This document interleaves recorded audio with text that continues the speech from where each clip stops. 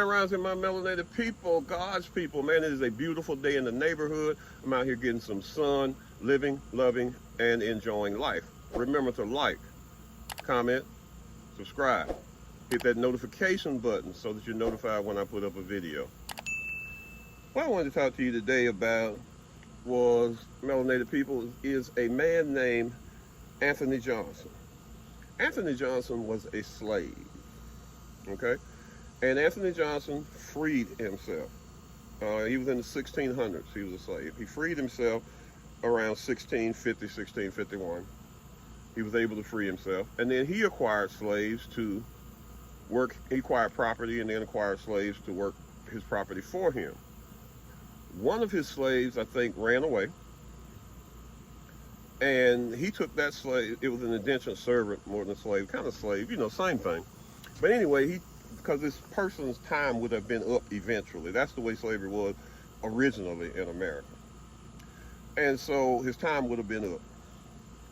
So he went to court because the man ran away and got the man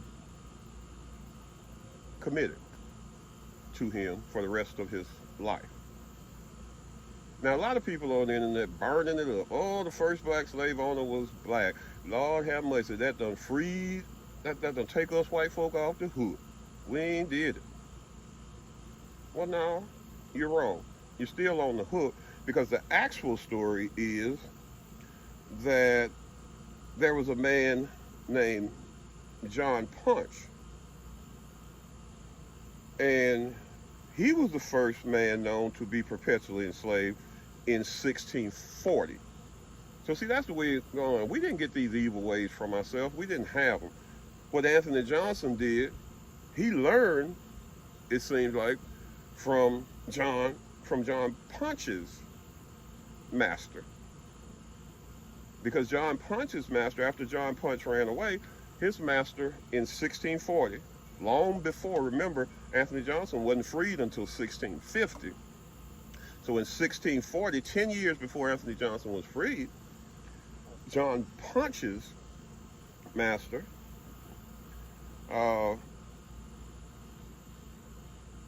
had him, John Punch ran away, and his master came back and took him to court and had him committed to him for life servitude because he had ran away. And so, actually, Anthony Johnson was not the first one to have a slave for life. It was not. The first slave for life was John Punch. His master was the first man, a white man, his master was white, was the first man to have a lifelong slave in the Americas, okay? So you got to do your research, and you got to search this stuff out for yourself, because remember, for over 400 years, they have been telling you lies about yourself. What makes you think they're going to start putting them on the internet now, telling the truth about you? You got to do your research, and you got to find this stuff, okay? So, sorry, white people, you're not off the hook.